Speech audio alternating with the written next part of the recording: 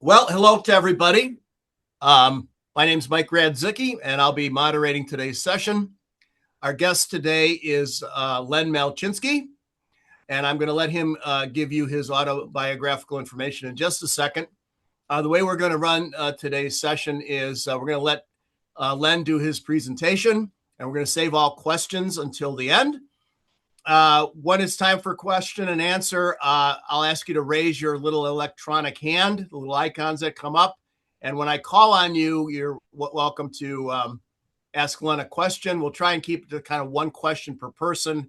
Generally, there might be a little bit of ping pong necessary depending on the character of the question, but we'll try and get as many people involved as we can after Len's talk. So with that, Len, please take it away. Thank you very much for coming in today. Thanks, Mike. Hi, everyone. My name is Len Malczynski. Thanks for attending. Uh, let's see. Background.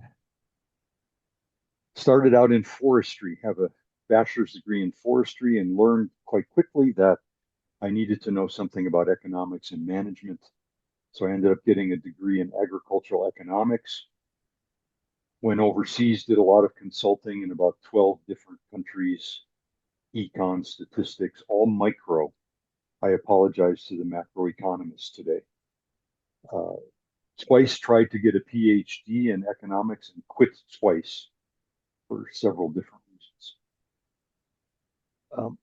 reasons. I chose this topic because there are so many models that I've worked on when I used to work at Sandia National Laboratories and in consulting that had some aspect of supply and demand. So I looked for examples, solutions, et cetera, wasn't really happy. And I put this slideshow together and a paper. I'm not sure how I can manage this with the society, but anybody who would like a draft of the paper and or the models, just I'll get the email list and send them to you. So let's start. Introduction. There's a long history, right, of interaction between economists and system dynamicists. And here are some references, and one of the reference authors is attending today, Mike Radzicki. System dynamics models frequently need to include some kind of representation of supply and demand if you truly want to capture the dynamics of the system within the problem you're trying to address. There are lots of practical ways. I highly recommend the SD bibliography. You can search. Here are some authors and the years of their work. And then finally, I'm just going to show you some practical attempts to clarify and define supply and demand from an economist's point of view. And of course, adding in elasticity. So here we go. These are the definitions that I use in my teaching. Demand is a relationship. It is not a single word nor a single value, right? Sometimes it's described as a function of its own price, including the price of substitutes, complements, the potential demanders, the tastes and preferences, our income, our expectations, and advertising. Those are all the independent values or variables that might inform demand. Then there's another term, which is called the quantity demanded. And that's a specific number, like 63, or I don't know how many iPhones were demanded last year, 85 million, who knows?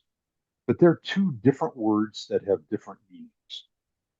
If you watch television, especially the news, you see those two phrases or those two words abused all the time. Likewise for supply. When I use the word supply, it's a relationship. And again, independent variables that determine supply are its own price, the price of the product, any alternative investment opportunities, technology, natural events, and on and on and on. And you'll be able to read all this because I'll send you the slides. And the quantity supplied is a number, a single amount.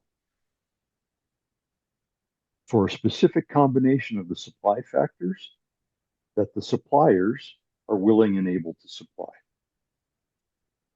Usually the first exam in microeconomics, I get a lot of wrong answers on this one.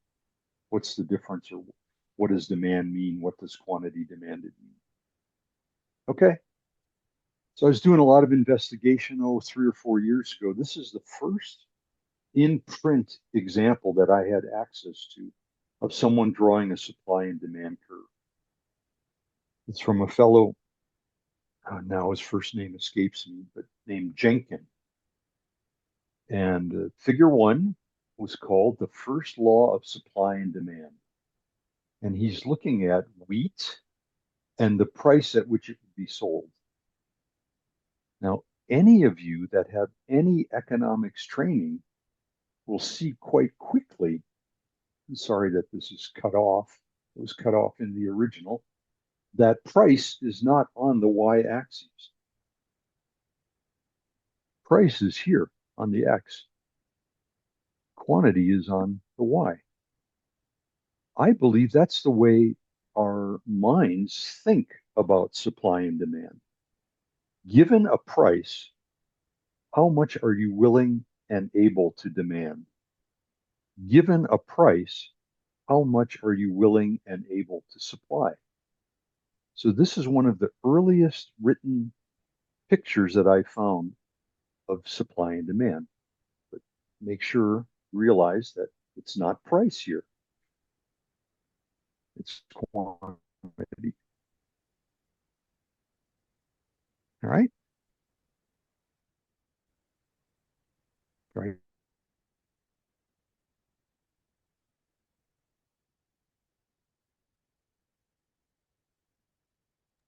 So did we lose Len there? He said he was having internet gremlins earlier today. There we go. He's back. Okay. Back. Okay. Yeah, I am having trouble. We got you I back. say this is a causal explanation, not an economic explanation. Okay. Another term we should know about, elasticity, called a measure of response. It's defined as the ratio of the percentage change in one variable to the percentage change in another. A common way to state it from the supply and demand point of view, let's use the price elasticity of demand. It's the percentage change in the quantity demanded for a 1% increase in the price.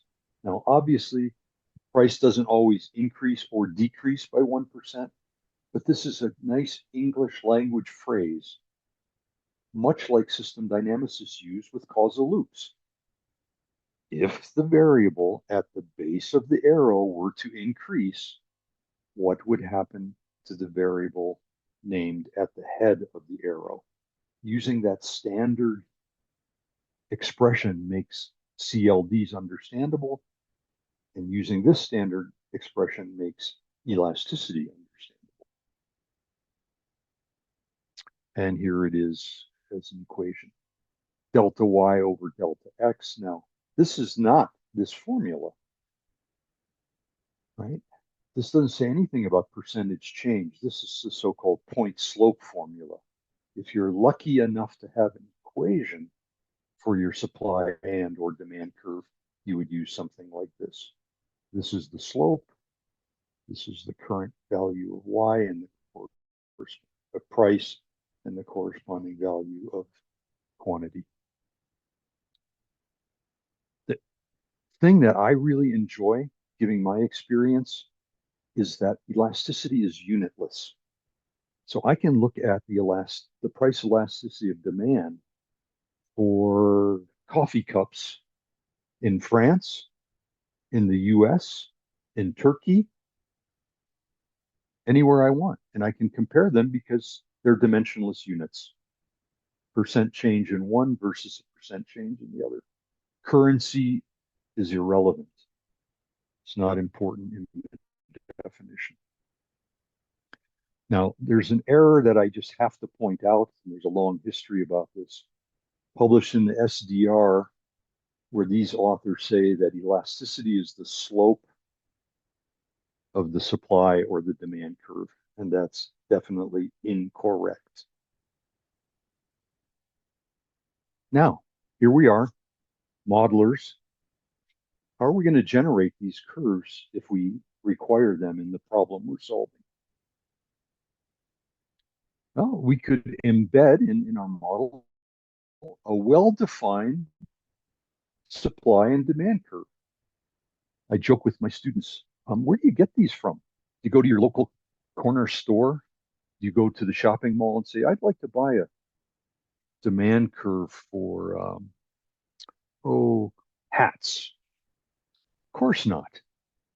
And I'm not going to get into how they're developed. I'm just saying if you have one, you can put it in your model. You can use a graph, table, or lookup approach, right? However, the other variables besides price also can change over time. That way, if you need to do that, you can use simple shifters where you literally can move the supply or demand curve left and right or up and down if you prefer. That article by Inman has some ideas about how to pull that off. Okay. Now, estimation is typically done using some statistical program or using focus groups, things of that sort, looking at historical consumption and production time series. You could do that in a system dynamics model too, if you have the right algebra and the data sets. That is possible also. And you could also use a simple linear form where the quantity is some intercept minus a coefficient times the price. That's also easy, relatively easy to do depending on the software you use. I had a problem where I was given a data set and I had to estimate the equation for the line. And I know I'm speaking with economists, the dreaded matrix algebra to estimate a fifth order polynomial. I've done it in models, but we're not going to talk about it. If you want some help with that, just send me an email. And then finally, there are two exceptions that we talk about. Perfect elasticity, the supplier demand curve that's horizontal, and perfect inelasticity, the supplier demand curve that is vertical. Again, those are very easy to implement using a graph, table, or lookup function, depending on what software you use. Okay, so what I'm going to do now is bring a model over onto the screen. Let's hope this works. Now, it's being sticky. For those of you who don't know, this is PowerSim Studio. And you all have access to the paper from which this model came. It's a D-memo developed at MIT, and I can't remember the year. I have a reference somewhere. But let's take a look at this together. Check the time. Okay, we're doing great. Let's take a look at this together. Let me ask the audience, can anyone quickly look in this colored area and tell me which variable represents demand?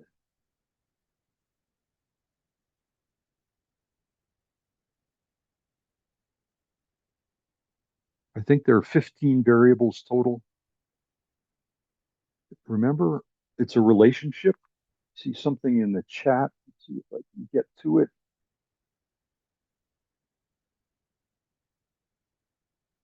Yeah, Thomas's desired inventory. And I guess as an instructor, I would say incorrect. And obviously, you don't have this paper.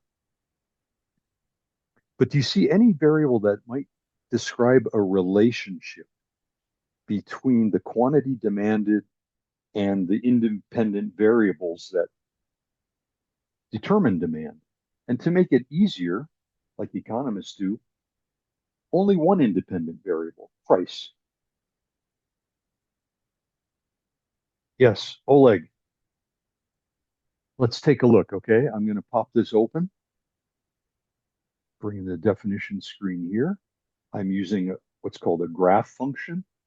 But what I'm going to do here is, oh, got the wrong thing. I'm trying to get it as a graph. Hold on. Got 3 monitors going here. You see nothing, right? So what I'm going to do now is close this, move this fellow over, and show it to you here.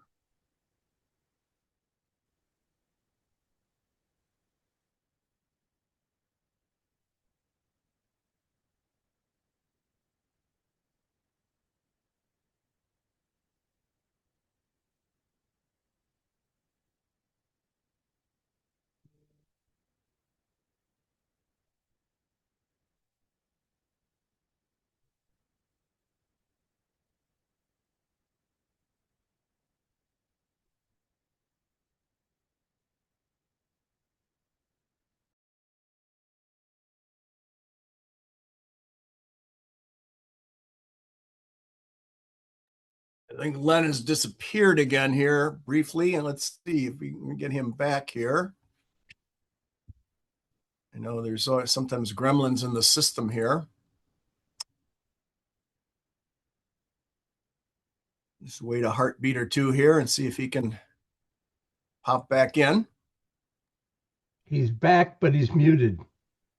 Okay. Okay, here I am. I apologize. Got a lot of internet trouble in my neighborhood recently. Okay, so here, those of you who don't use Studio, this probably looks a lot like a PowerSim or a Stella implementation. Right, 2 columns. The x-axis is the quantity demanded, and the y-axis price. And I just happen to use what Studio calls a graph function. So there's no interpolation. It's just connecting these dots with linear segments. Likewise for supply, same kind of thing. Right? Now these I know in advance, and they're embedded in my model. I'll bring the model back over. And that's here, the demand price schedule and the supply price schedule. This particular model, though, the way it was set up in the D-memo is that the store owner has a problem. They would like to sell shirts, and they're not quite sure what price the shirt should be sold for. So they start off with the starting price, which happens to be $15 a shirt. All right. They notice, someone mentioned desired inventory earlier, that at $15, wow, the shirts are leaving my store very, very rapidly. Right? I don't have a surplus of shirts, I have a shortage. So since I can change the prices, I will raise the price of the shirts. Now, I'm not all knowing. How high should I raise the price of the shirts? If I raise it too high, the quantity demanded in some period will start to go down. If I put it too low, the quantity demanded will increase rapidly. So they instituted a variable here called desired inventory. How many shirt days of shirts would I like to store in my back room so that I never run out of shirts? What I'm going to do now is, hopefully this will work. Switch to the user interface here. Let me get this to fit. Whoops. Make it a little bigger and just run the model with the default values. And I slowed down the speed of the model so that you could actually see what's going on. So she's having a tough time. She starts at 15, raises it to 20, takes it below 15, shirts are going off the shelf, raises it, they're not being sold, lowers it, raises it, lowers it, raises it. And right, this is an educational example. So by the end of the run, which is what, I think it's 18 months or something like that, basically the price has reached equilibrium and quantity supplied has equaled quantity demanded. And this is just a cute XY graph to show that, yes, indeed, my desired inventory is now equal to my inventory at this price. Two interesting things that are added to this, especially those of you who are educators. I almost got this working in PowerSim, but I don't have a license for Stella now, but I can send you all the equations and things. This was written in a time where there were no barcodes, right?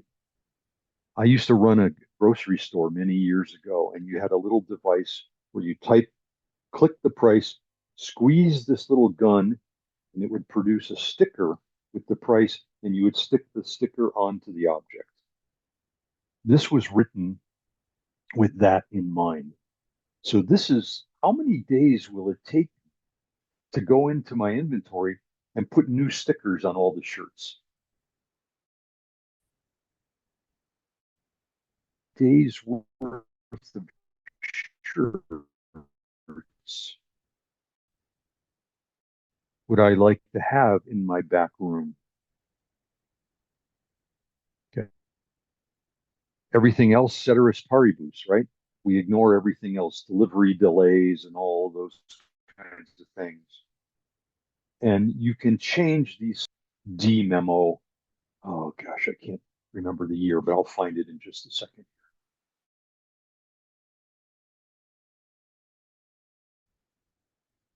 Let me move this off and go and grab and move that over.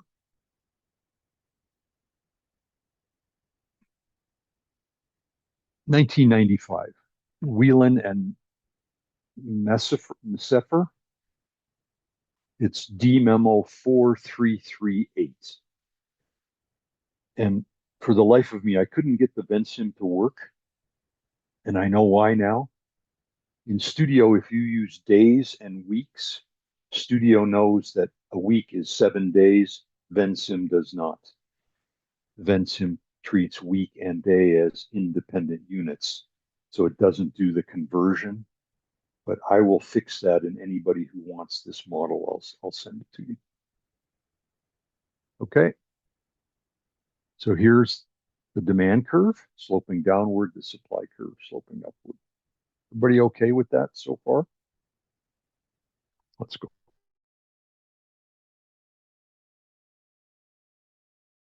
Yeah. And there's the, I did have the, sorry, I did have the reference here, July 2nd, 1996.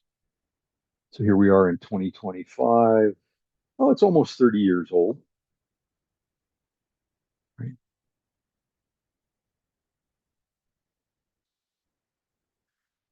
The dynamics, like I said a minute ago, are typically based on the inventory ratio and then, of course, this desired coverage and this price change delay. There's the inventory ratio.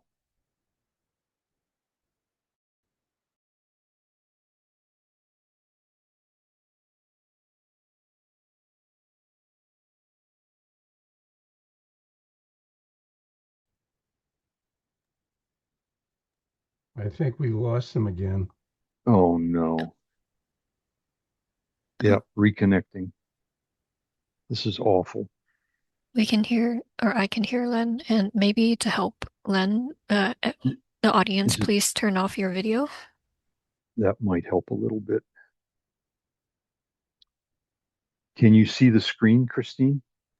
Yes. Okay. I should turn mine off too. There's no reason to see me. Okay. Right. So it's simple, relatively simple, especially for those of us who are educators. Only 2 stocks, 15 variables total. Now, the nice thing about this is using this as the base, can you alter easily the model to add other supply and demand like changes.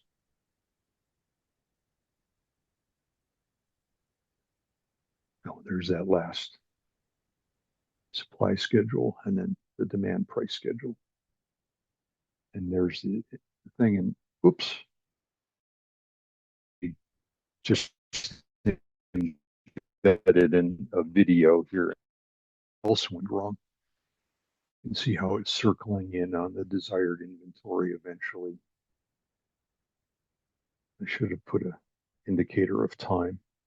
Okay. Now, what happens if you want to change supply and demand? Remember the early definitions? Supply is a relationship. Demand is a relationship. Quantity supplied is an individual number. Quantity demanded is an individual number. I'm going to bring the studio model back and go to that screen. And let's get it to fit. Okay, so maybe I want to have a supply shifter. Oh, I'm at the end of the run, sorry. Got to reset. If you focus your eyes here on panel A, right, I can shift supply. That's a curvilinear supply curve. I don't think I've got the demand shifter hooked up right now. Oh yeah, I do. For curvilinear, and then in my version of the model, I have it, but not working on this screen. I can move these also. I can swing them from this intercept, or I can actually move the lines to the left and the right. I also put on here what's called a constant price elasticity of demand curve. So again, elasticity is not the slope, right? Elasticity in this equation is this coefficient on price. Mine is 0.8. And on this curve, the price elasticity of demand is a constant. And that's a function of the fact that I'm using this kind of equation, not a linear equation. Okay. So that's another thing you can do if you use the simple model from those two folks.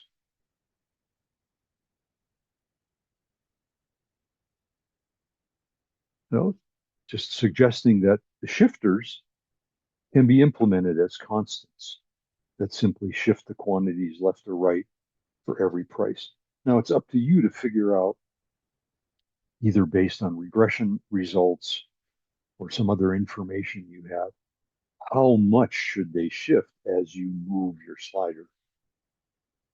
That's up to you. For example, a question I often ask in my classes is, what if I were to double the population of a city? All other things constant, ceteris paribus. Would the demand curve shift to the point that at any price, twice as much of that product is demanded? I could set up a slider to do that. Have a label that says increase or decrease in population, and just take that increase or decrease as a percent and apply it to my demand curve, and oops, this one, and shift it to the left or shift it to the right. Likewise here, shift it left or right.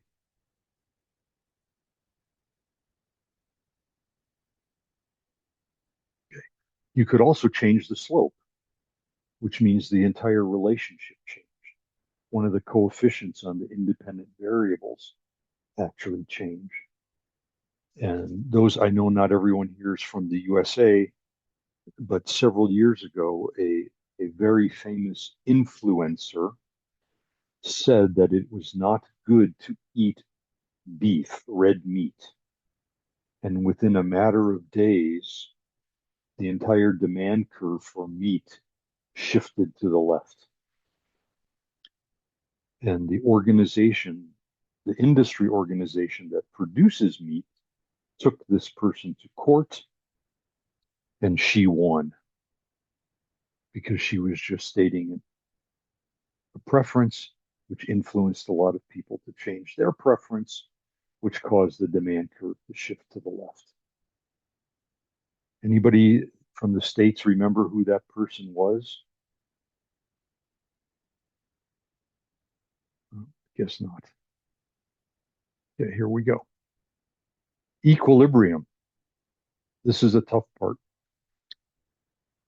It's the point where the quantity consumers are willing and able to buy is equal to quantity that the suppliers are willing, whoops, I forgot to say, and able to supply.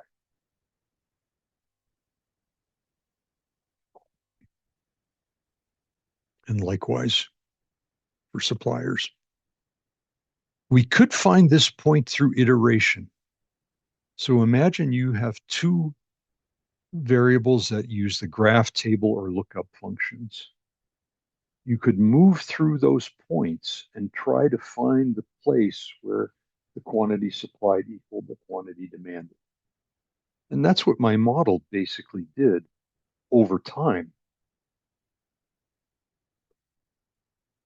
Right? If you know the functional forms, that is, quantity is equal to intercept minus coefficient times price, you could solve it using algebra in your SD software.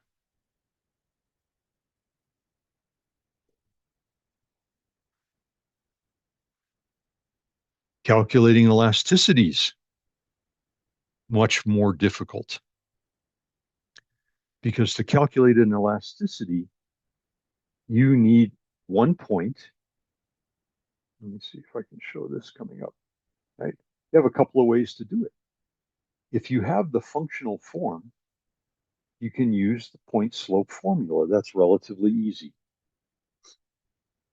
Right? Given a price, check the demand curve, see what the quantity demanded is. That's these two.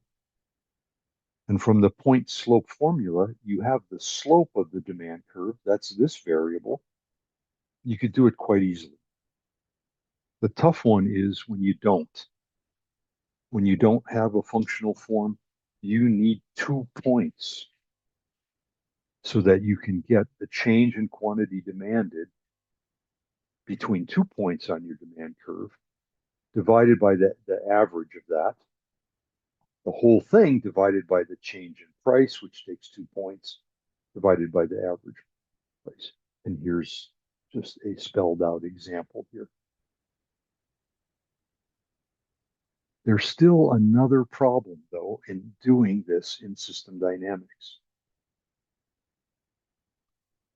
Who found it? Christine found it. Yes, it's Oprah Winfrey, who is the person who said, don't eat red meat, and was taken to court. She changed tastes and preferences overnight. Conclusion, because I really want to spend time on questions. One thing, if we, and I think Mike is the recognized expert on the disagreements between system dynamicists and economists, let's use the terms that economists use. And let's stay true to the definitions that economists use. I was very disappointed to see that someone defined elasticity as the slope of the curve. Okay. Consider the dynamics that produce different supply and demand curves over time. I joke with my students, and maybe some of you could actually do this right now. Open up a textbook, find a picture. Let's see, can I reach my current textbook? I don't think so. It's too far away. Let me grab something else.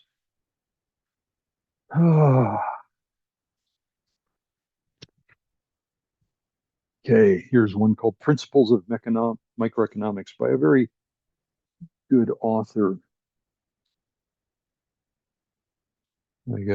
Should have done this in advance, right? I'm trying to find a supply. Yeah. Now, this might not work depending on how I hold it up to the screen. Does anybody see the graphs moving? If so, maybe you need another cup of coffee. But the graphs don't move. Sorry, Len, are you holding? I'm Sorry. just seeing the PowerPoint. Okay, let me get my Yeah. camera back up. Yeah, I was gonna say, yeah, if you're holding up a book or something, we can't see. Yeah, I was trying to hold up a supply and demand curve. Here we go. Mike, let me know if you can see this, or should I move closer? Yeah, I can't see it, but maybe we want to stop sharing and just use your camera then. Okay. Hold on. Forgot about that. All right, now. There we are. That's just got to focus. Your camera just has to focus now, so it's a. I'm pulling it back. Is too far back? I think it's the blur on your micro or on your camera. Okay. So it's blurring the background and therefore also Okay. So now you have to do what Albert Einstein did.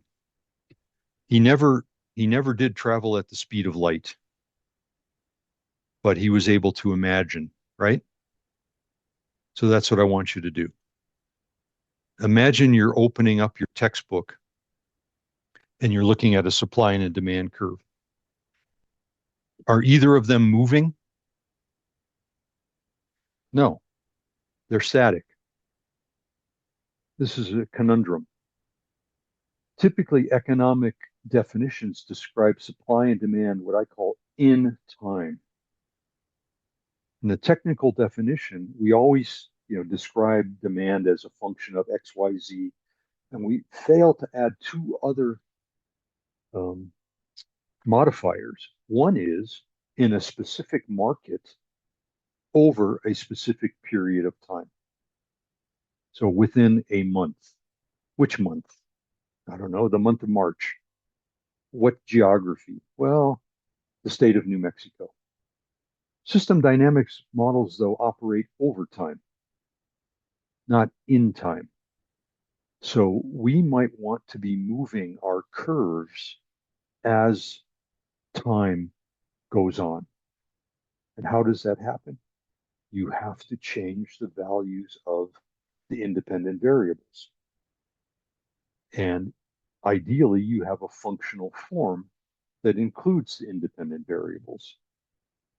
But if not, you can cheat and use sliders to say, what if?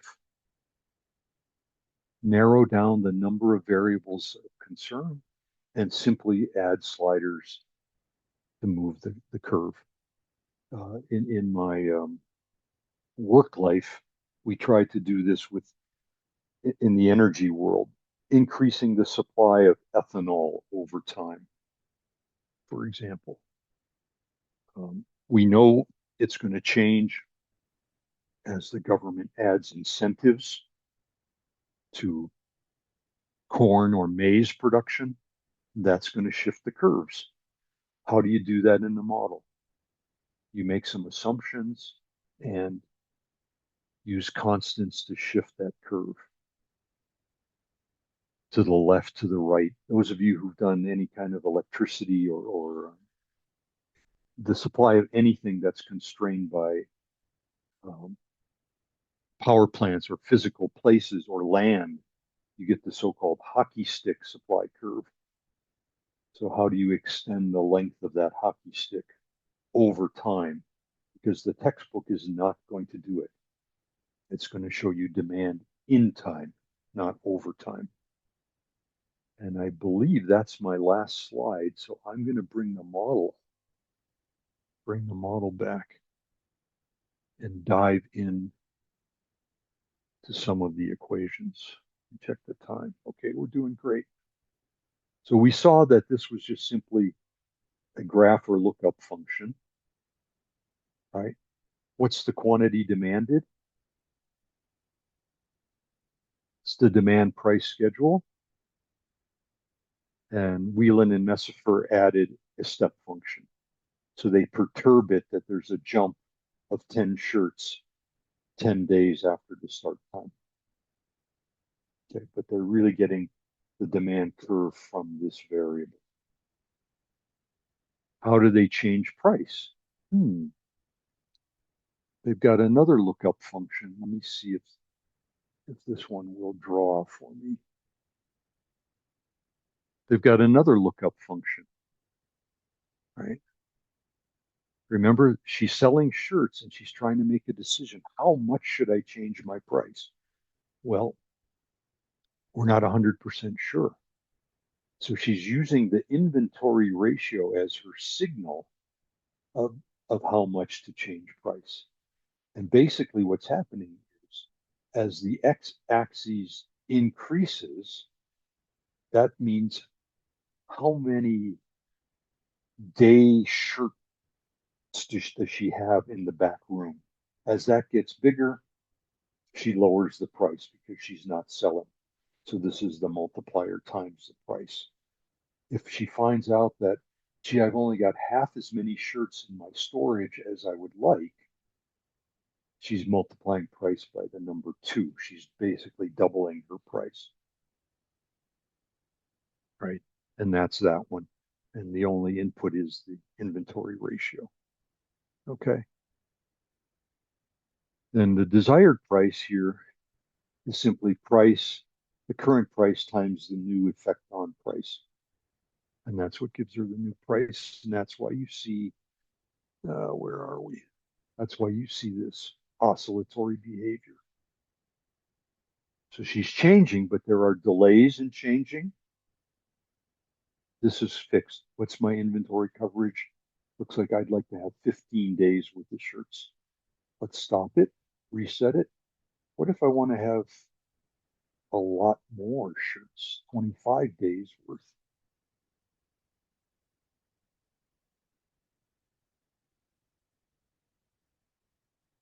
She comes to equilibrium quite soon. How does humanity deal with variation in supply in general? Somebody's already answered me. Oh, that's an old message.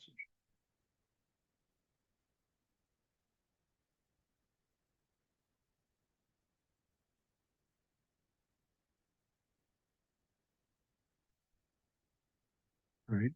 We build stocks, right? To deal with uncertainty, humans build stocks.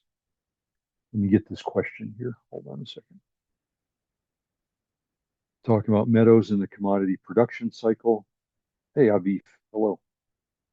And 20, the dynamics are clearly visible. Is it possible for a government to stabilize the prices of essential commodities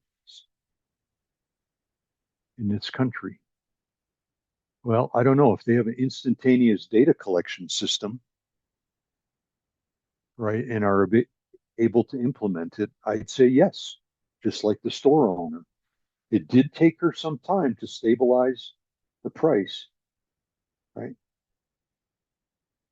But it's going to take a lot of data and the ability to act on every actor in the market. One other thing is if you look at a static supply and demand curve, imagine they're both linear and that the price is above what you personally are willing to pay, willing and able to pay. Then you don't get any. So every time anybody makes a decision to stabilize a price, to change a price, to set a price, there will be consumer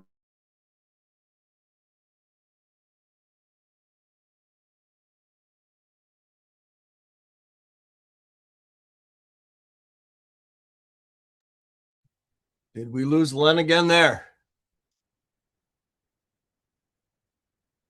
because of all kinds of other things that occur when you do that.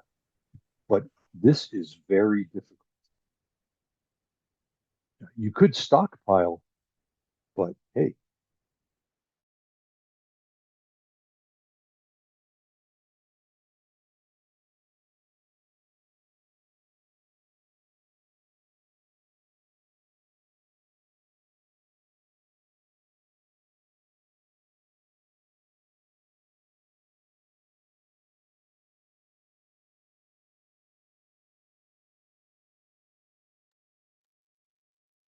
Did we lose him again? Yeah, I was just about to say, I think he's got more gremlins in his system. Again, we'll wait a heartbeat or two here to see if he pops back in. He's probably clicking buttons furiously, trying to rejoin. True. Technology is great when it works.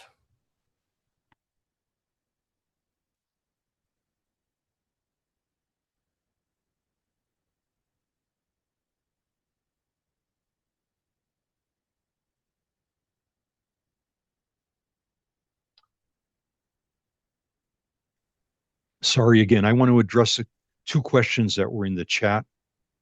Let me do the share. Time for new internet service.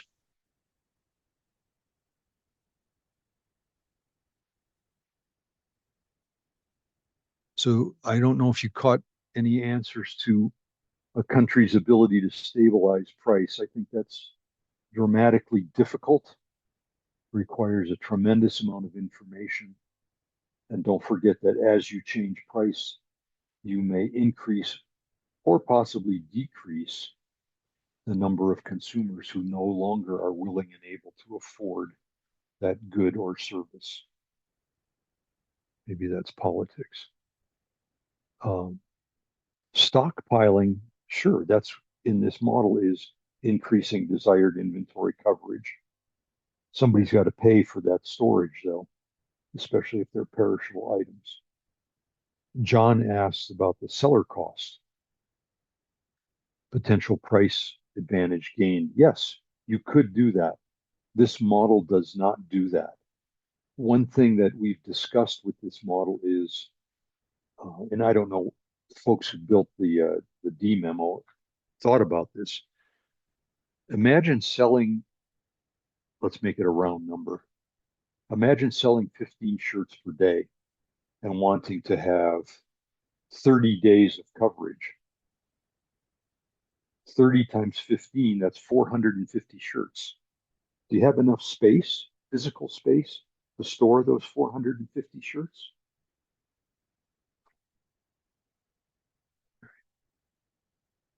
Thomas, good to see you're here. Gas stations are quick to increase and slow to decrease. Typically, they have a stock, like the shirt lady does, right? They have tanks of gasoline underground and typically enough to deal with price fluctuation. Yeah, forecasting is important, expectation setting. How does it apply to services? There's no inventory of goods, but there is an inventory of service providers and the fixed capital that needs to exist. I'm thinking of the example I use in my class is a pizza establishment. Many years ago, I walked into the pizza place and I asked them, tell me about your business, right? And they said, well, as you can see, we have one pizza oven. And the conveyor in the oven can hold 8 pizzas per conveyor. And the oven has 2 conveyors. A pizza will come out approximately every 8 minutes. So every 8 minutes, 2 pizzas come out of the oven. Unfortunately, we can't use the oven to that capacity. And I said, why not? And they said, well, the way the building was built, the cutting table to cut the pizza into slices can only handle 2 pizzas at a time. And we cannot cut 2 pizzas, put them in a box, and move them in 1 minute. So they had to leave a space between pizzas equivalent, right, to a missing pizza. So, I mean, those are the things I typically discuss in microeconomics course, but they're not in this model yet, right? The scope is minimal, but it is a start. Questions? Okay, thanks, Len, very much for your presentation. And if you would raise your hand, and Len, maybe if you could stop sharing It Yeah, would be a little yeah. easier to see the Hollywood Squares thing and see who's going to raise their hand, I guess. So are there any? Can you get it to the gallery mode or whatever they call it? Yeah, I have it in mind. I think that's an individual screen option for each person. So I can see kind of the Hollywood Squares. The younger folks might not know what Hollywood Squares is. A game show. It's like a Right. tic-tac-toe bingo card thing where celebrities were in each of the squares. Anyway, do we have any questions for Len in his presentation? This stuff, supply and demand is a big one in economics. Even if somebody doesn't know a whole lot about economics, you can usually get supply and demand out of them, pry that out of them. And it's true it's a biggie at the micro and macro level. So yeah, Oleg, did you raising your hand there? Or yes, sorry, I'm trying to figure out how to add the official hand, but cannot figure it out. Yeah, well, we can also do it on the screen. I can see everybody, I think, here. So then you could in the camera raise your hand either. It's fine. Okay. Well, thank you so much for this presentation. This is fascinating because this is something that I think many of us try to figure out how to do well. And so you've had years and years of experience with this. How do you, so my question is, how do you integrate something like this, what you showed the model, right, which had inventory? And typically, as you know, that book that you showed, typically the traditional principles of economics book would not talk about inventory when they talk about supply and demand. I mean, they might mention it in passing that, oh yeah, there's an inventory and that causes supply, prices go up and down. But like in the discussions, it's not really emphasized in the equations and so on. So is your thinking that we need to kind of correct that book and talk about specifically about inventory, or do we kind of like, you know, don't mention it, don't make a big deal about it, and like, how do you approach it? Yeah, I like that's a great question. Inventory obviously in this model is the decision that the supplier made, right? Do I have anything in reserve? Do I have a stock to handle price fluctuation? That's just like someone who had the question about gasoline prices at a gas station. Do I have a stock underground that will help me deal with price fluctuation? And I think as economists, we're all guilty of this ceteris paribus. But as system dynamicists, maybe we're guilty of expanding scope too quickly.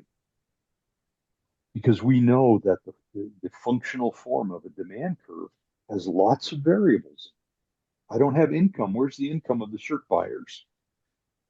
What's the price? What's the income elasticity of demand? Right? You could handle that, right? In a model, you could build that in using graph and lookup functions, etc. But I'm not quite sure how to answer the question because there's so many variables we could add. And when I think about supply and examples I've used in class, the weather, or maybe we should use the phrase climate change. How do I add that? And someone asked about over time. Of course, there are lots of good trend functions and ways to deal with trends over time. But typically what we do is we have a long history of data and we use that data to project. From point now forward, what's the famous physicist say? Prediction is difficult, especially about the future. Right? We can project trends. Our tools have lots of really good functions. John Sterman's got a great article from the days when he had his more hair like I did about how simple trend functions do just as well as any kind of complicated way of doing it. Sorry, I can't give you a specific answer. Someone also asked Atika about supporting real-time policy decisions. Again, models are abstractions of reality. They're a toolbox or a sandbox.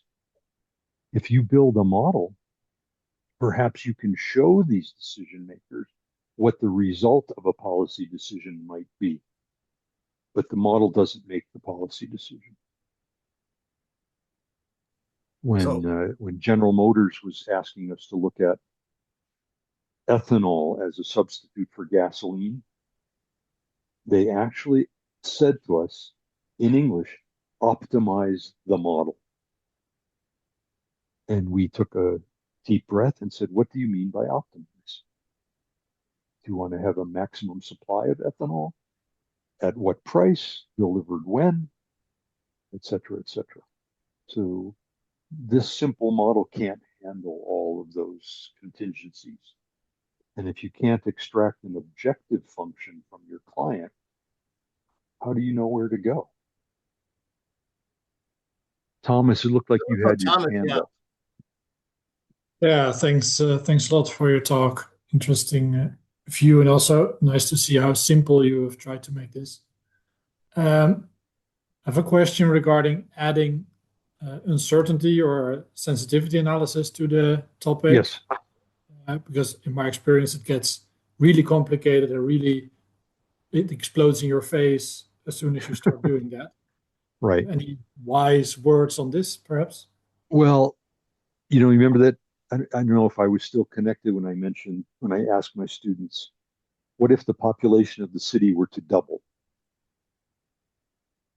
And everybody looks at me like I'm completely insane, right? Because where would they live? So using your clients, your stakeholders, to bound some of that stochastic nature. I'd like to vary this from plus or minus what's feasible, or maybe the word I often use is plausible when we talk about unknowns.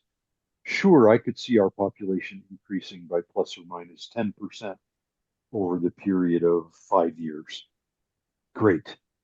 Now I'll get to a normal distribution or the triangular or whatever is built into my software and apply that. And then another experience from General Motors, when we finished the project, they were hoping to generate in our country 80 billion gallons of ethanol. What would that be? About 320 billion liters of ethanol. Can it be done? And our model and the team said yes. And they said, great, we're going to have a press conference. And we said, wait a minute. It can be done. But what's the probability that it can be done? There's only about a 5% chance that we'll hit 80 billion. What about diseases to maize, to corn? What about the surface area required to plant corn? What if soybeans become much more valuable than corn? Because soybeans and corn are rotated typically in the US for agronomic reasons. But all of these things, as a good economist, I say, assume a can opener. Let's eat. Are you familiar with that joke about the can opener? So an economist, a physicist, and an engineer are washed up on a desert island. Also washed up are lots of cans of food. And the physicist says to the engineer, give me your glasses, your lunettes, and I will make a magnifier, and I will heat the food in the can will explode, and we will be able to. And the engineer says, no. I'm going to use rocks, and I'm going to drop rocks on top of the cans to split them open, and then we'll be able to eat. And the economist says, what's your problem? Assume a can opener. Let's eat.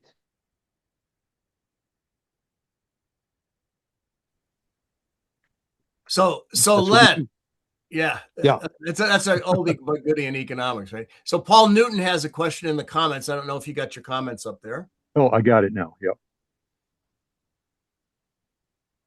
In time, right? System dynamics is over time.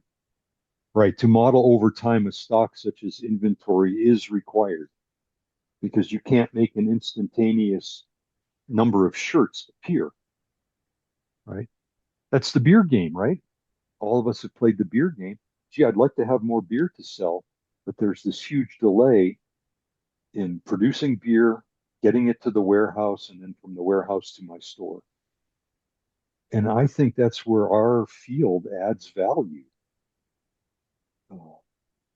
Those of you who have seen the Harry Potter movies, the children are walking up a staircase and the people in the pictures are moving. Why don't the pictures in my econ textbook move? Maybe we should make some kind of textbook that does that. You click a button and say, bad weather. And then the supply curve moves, shifts to the left. Hey, John. Hi, Len. Thanks. Actually, following up on that, with respect to macroeconomics, David Wheat has just finished, I think, the second edition of his system dynamics model. Yep. Building as the foundation for an introduction to macro. Perhaps Professor Rudziki, he may be gone, knows whether or not anyone's done that for micro courses. And of course, there's the book that there he is again, co-edited a few years back on feedback economics. Yeah, I've got that on the shelf somewhere. Although the supply must be substantially diminished, because I just checked the price and it's still up there. Okay, so here, John, look at a site called write this down, ALI, you got a pencil? ALIBRIS.com. I have found many classic SD texts.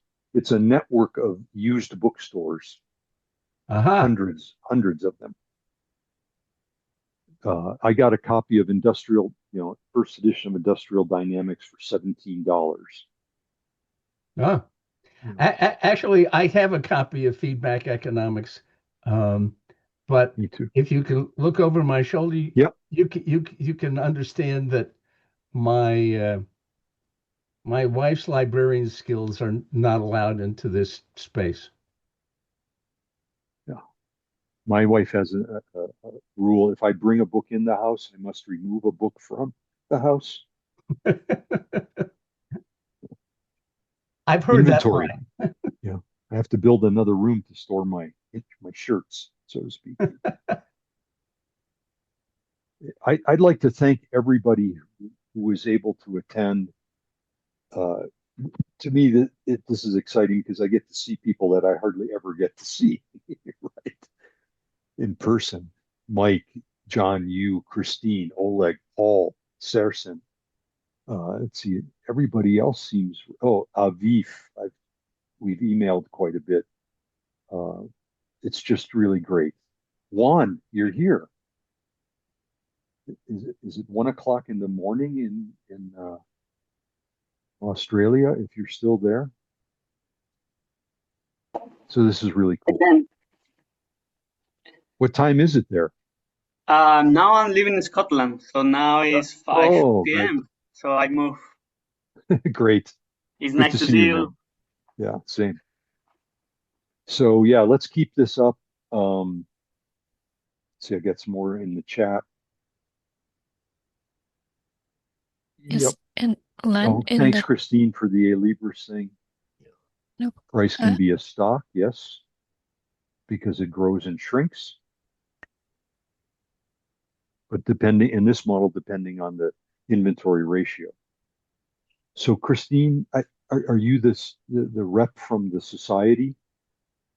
Yes, I'm the technical host. I'm trying to help with Can you things. Get me a list of everybody, or at least an email or something? Mm-hmm. And I'll send the paper that's in draft, and I'll try to fix the Vensim model. I'll send the Vensim model and the studio model. And I don't know if you want to answer more questions in the chat. I think there was one you didn't see. It was higher up. I am not sure if you answered. It was about Oleg with price being a stock. Got that? From Joffy Michael, how does this model apply to services? I don't know if you answered this before. I mentioned, but maybe I was again offline. Any production system, right? It has fixed resources and variable resources. So in the service industry, I use the example of the pizza place. Most of the things in the building are fixed. Employees are variable. I could run more shifts, right? I could work 24 hours a day, although I don't know people. I guess there are people who want pizza at 2 o'clock in the morning, a.m. But yeah, it would apply to services too. Your stocks would just be different. Once you have the fixed capacity to do things, then what do you need to provide services? Typically people. You might need computers too. So those are your variable inputs. And it's hard to keep people on the shelf, right? Unless it's a science fiction movie. Hard to keep people on the shelf and call them in. That's why people like Jake and I are around. We're consultants, right? When we don't have work, we sit on the shelf.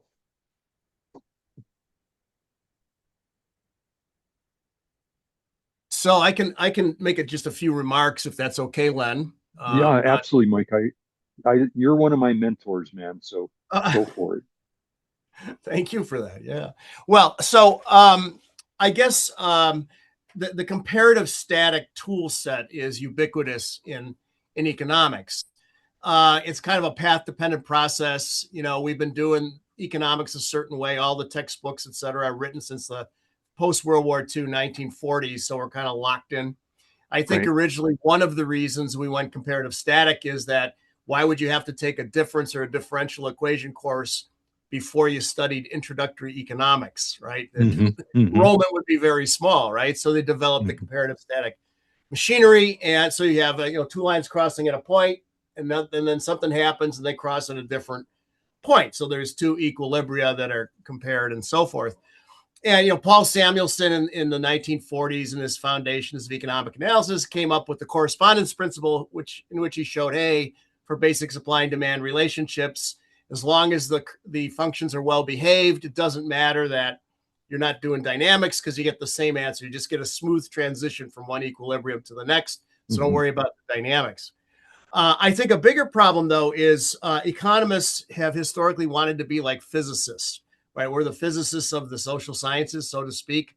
And allegedly, we do economics like the physicists do physics. We have theory, right, that we start with, and that must hold everywhere, every time. It has to hold in China, Russia, United States, New Mexico, right?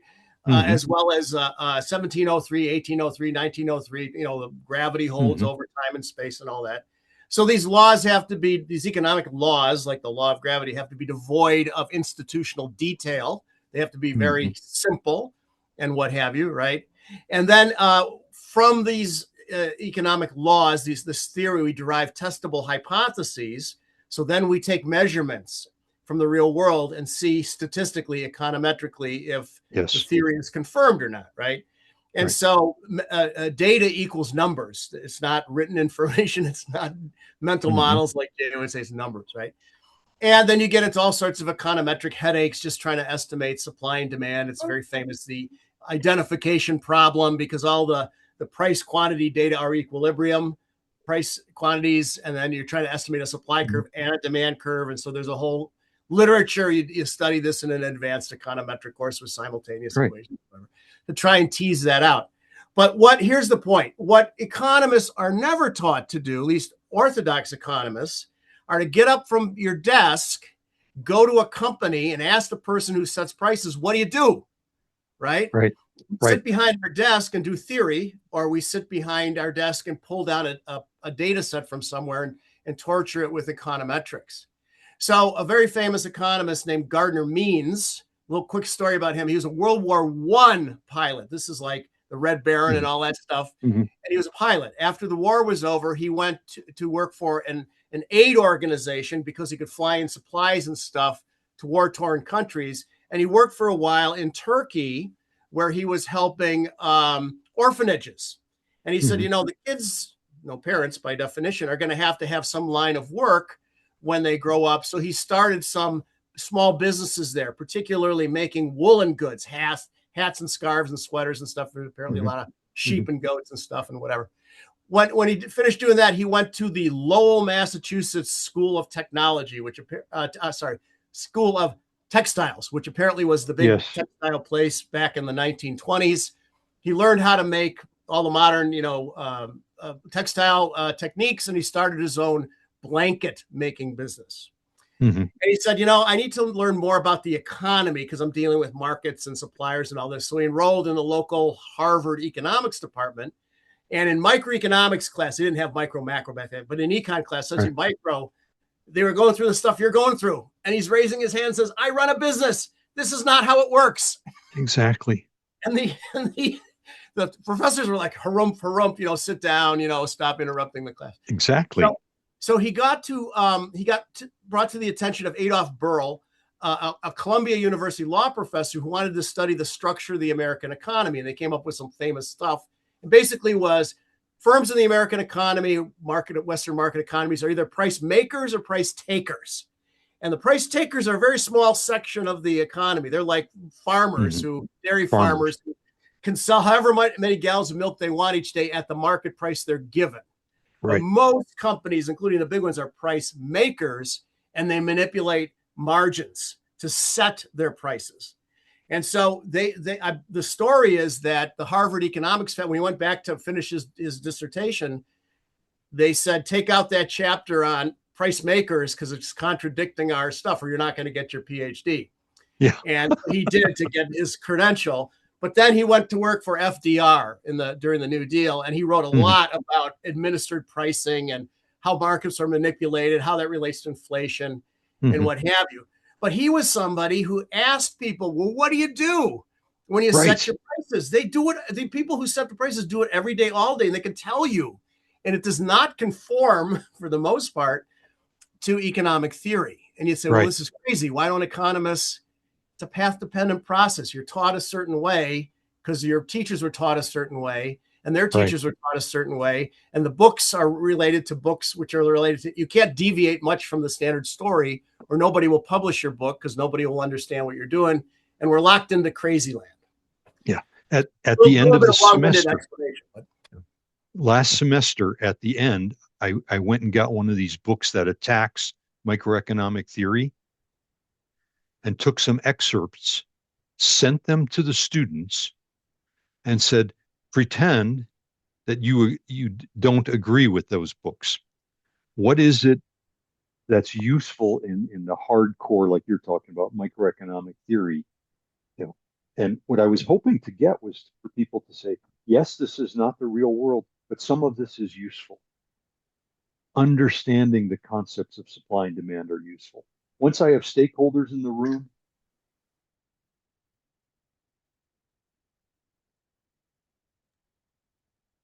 I think I lost Len. I think he popped out again, yeah. Yes, and I also noticed more people joined, and I apologize. I think it has to do with the time change. The time change in the US on Sunday, so we went forward an hour, and sometimes that messes up people's calendars.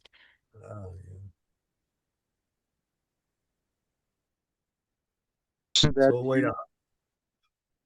Yeah, Lenny, you back in?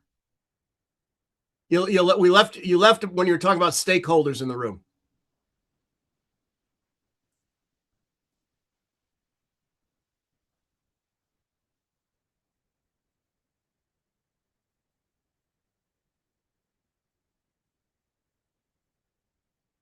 Again, okay.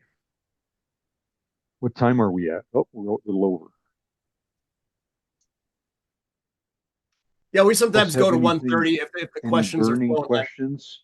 Stay active in the SIG, right? Yeah. So Len, we lost you when you were talking about when you had stakeholders in the room. Yeah, when you have stakeholders in the room, it's different. It's just like the graphs in the textbooks don't move. Once the stakeholders are in the room, the graphs are moving all the time, right? But is there anything in orthodox micro that might be useful to you when you become the operator of a factory or a price maker, as you were saying? And I claim, yes, there are conceptual things that are useful They're not the answer, but they're useful. And so there is an area of economics. It's more micro-ish. It's called industrial organization. Yes. And that's where they get into measuring competition ratios, what percentage of the market does a firm have, and you get into antitrust and all the deviations from the sort of the standard nice theoretical story. But that's one of the, when I used to teach in a business school, that was one of the complaints. I'd ask a student, what are you going to study? And they'd say, oh, accounting. And I said, well, what about economics? And they're like, no, I like the real world. Hey, come on. You're hurting my ears. But, that's a good one. That's the perception, So. That is a good one. Yeah. Right. Well, so maybe a parting message would be, please, everyone, stay active in the SIG. And if you have something interesting, let Serson know so that you too can present in the future, right? It could be even an application. It doesn't have to have anything to do with theory. But that would be really cool if we get more people in the SIG and people volunteering to present. That'd be great. So I think I'll sign off. And the main reason is there's an 85-pound animal looking at me saying, why haven't you taken me outdoors? Oh. Because just before this, we had the university innovation team SIG. We had our meeting. So he's been lying there for 2 hours patiently. What does he know about supply and demand? Right. Well, Len, thank you ever so much for your very nice presentation. I think it stimulated a lot of thought here in the audience. And Serson, any last comments or Christine about our next meeting, when approximately it will be? And look for your look at your email for when we get closer to that date for links and stuff. Our next meeting will feature Professor John Harvey. Probably it will be in the first half of May, and I will send an email regarding the exact date. Thank you everyone for attending the seminar. And thank you very much for this great presentation, Professor. Thanks. Good to see you again. Thank you. Good to see Thanks, you. everybody. We'll see you soon, I hope. Bye-bye. Bye.